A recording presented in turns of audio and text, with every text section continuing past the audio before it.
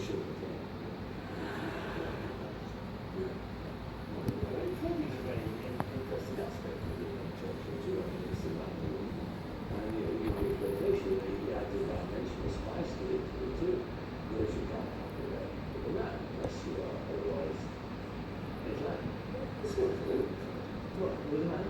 Yeah, we was talking about that. You described, I saw somewhere you described interviewing our leads and you went four rounds of it. Yes. And you wanted to do Well, maybe that's it. That's wrong with your assessment.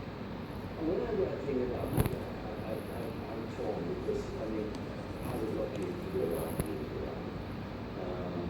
but also at the same time, I saw the rise and fall of it, and I interviewed through that rise and fall.